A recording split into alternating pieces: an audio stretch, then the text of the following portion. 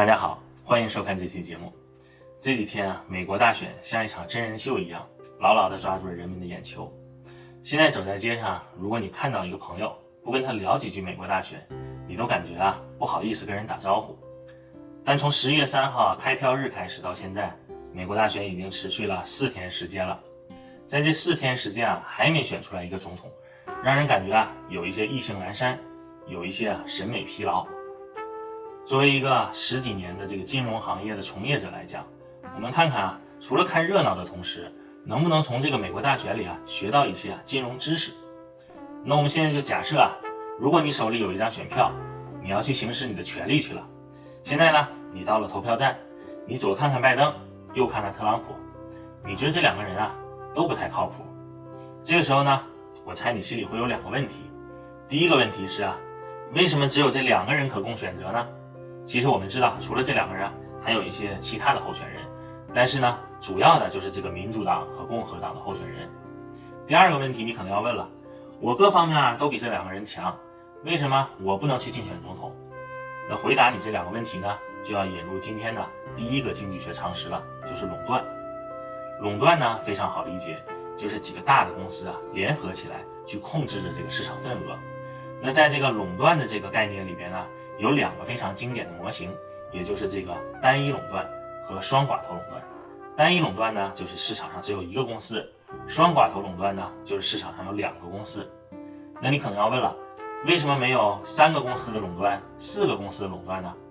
其实呢，回答这个问题也很简单。我们看呢，有很多这个选举制的国家，一个非常有意思的现象就是只有2个政党是牢牢控制着这个政治资源的。同时呢，在这个商业领域里边，也有一个非常有意思的现象，有2个公司牢牢地控制着这个行业。比如说在澳大利亚，有2个非常大的这个零售连锁的超市 Woolworths 和 Coles， 有2个非常大的这个电信公司 Telstra、Optus， 有2个非常大的这个电力公司 AGL， 还有这个 Origin。 包括在中国也是有2个非常大的石油公司，中石油、中石化。可为什么不是3个呢？为什么不是更多呢？其实我们知道，无论是在这个政坛上，还有这个商业领域里边，竞争都是非常残酷的。它不像你在奥运会，你得了第2名、第3名还有银牌和铜牌可拿呢。可在这2个领域里边呢，完全就是胜者为王，败者寇。举个例子比如说在政坛上面，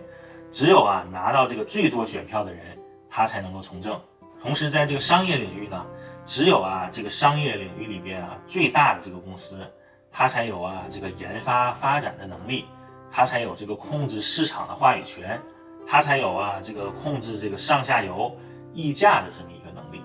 所以呢，别说是这个第3和第4了，连第2它的这个能力都大打折扣。那所以咱们假设如果这个市场有3个、4个或者是更多的这个参与者，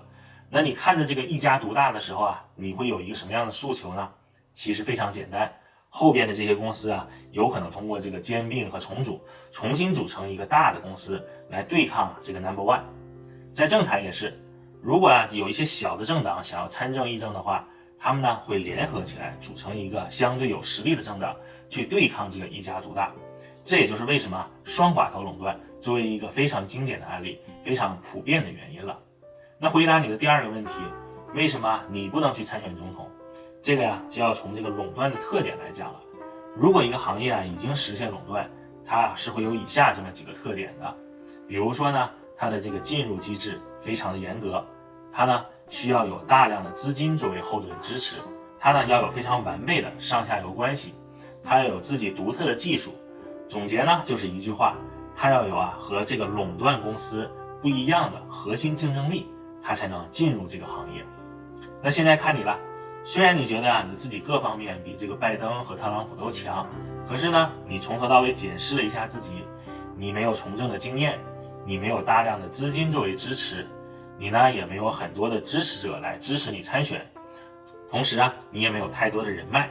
自然而然呢，你就看到了你非常难的进入到这个行业领域里边，你呢也没有办法了，只能拿这张选票去行使你的权利了。现在呢，这张选票就准备要投下去了。你看了看拜登，你觉得呢？他呢就是一个典型的政治家，好像没什么意思。你呢现在又看了看特朗普，你觉得他还不如拜登呢？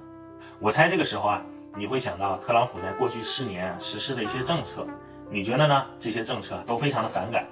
可你回头一看，还有大量的这个特朗普的支持者举着选票要往这个投票箱里投呢，这是为什么呢？这就引入了今天的第2个经济学概念，也就是 GDP。GDP 我们都知道啊，它是国内生产总值，它是衡量这个国家呢是不是发达国家，也是衡量这个国家在这个国际经济中的地位的一个非常重要的参数。那 GDP 是由什么组成的呢？其实呢 GDP 是由3方面组成的，一个是投资，第2是出口，第3呢是消费。也就是说，如果作为一个国家，它接受的投资越多，它出口能够带来的收入越多，它这个国家内部呢消费的这个数量越大，这个国家的 GDP 呢就会越高，这个国家在国际间呢就会看得非常的强势。那特朗普在过去的4年都实施了一些什么政策呢？我猜你肯定能想到，比如说和中国的这个贸易战呢，包括这个疫情期间它的表现呢，这都是特朗普在过去4年给人印象非常深刻的政策。可我们看一看这些政策和美国的 GDP 是不是有关系？比如说特朗普实施的这个和中国的贸易战，它贸易战呢主要的这个目的就是希望能够有大量的这个美国企业以及世界企业从中国呢转移出去，回流到美国去。你看这个是不是就是希望让美国能够在未来吸引更多的海外投资啊？第2呢，特朗普希望有更多的这个美国的猪肉、牛肉、农副产品出口到其他国家。你看这个是不是就是希望美国的这个出口创收能够比以前更高呢？第3呢，我们再看这个疫情期间，特朗普是坚持不封州，坚持不封城，坚持让这些零售行业、中小企业以及学校正常的经营。我们知道，如果一个国家采取这个封州封城的措施的话，势必会对这个中小企业有非常大的打击，很多中小企业呢会因此破产。如果说出现这种情况的话，是不是会让这个美国的民众银行的存款越来越少啊？如果说银行存款变少了，就会影响美国民众的消费，同时呢也会影响美国的 GDP。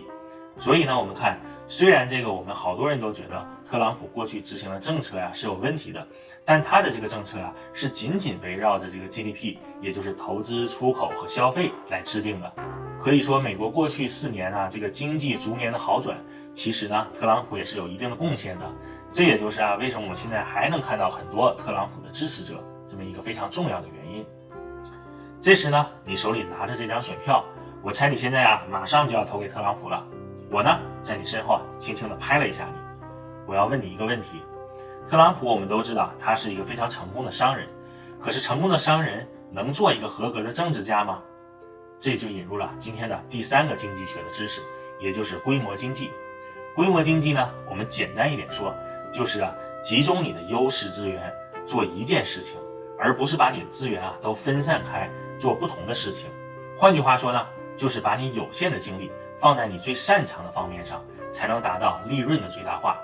规模经济一个非常重要的基础就是分工协作。也就是说呢，一个人只做几件事情，比一个人做全部的事情是能达到更高的价值的。和规模经济相反的一个词呢，就是规模不经济了。其实我们在生活中是能看到好多这个规模不经济的经典案例的。举个例子，这次大选，特朗普呢明明是一个成功的商人，偏要去做一个政治家，这就是规模不经济。还有呢，有一些人他有多年的这个金融行业的从业经验，他非要去做一个 YouTuber， 做 YouTuber 不行他还非要做这个美食生活新闻领域的 YouTuber， 这个呢就是一个非常经典的规模不经济的案例。还有一个经典案例呢，就是如果你有一个非常好的母亲，你的母亲呢明明她擅长的是比如说养花种菜遛狗做饭呢，她每天呢偏偏还要关心你今天吃没吃早饭呢？你今天晚上有没有熬夜包括这个到了冬天会关心你有没有穿秋裤这都是规模不经济的经典案例。下次如果你这个母亲还问你这些问题的话，你呢就要耐心的给她讲，每个人呢都有自己擅长的领域，你去做你擅长领域的事情，这个在经济学里叫规模经济，是会给我们每个人呢都达到这个利益最大化的。你看，本来今天的话题是美国大选，现在呢说到你妈喊你回家穿秋裤了。我们呢现在把这个话题再给拉回来。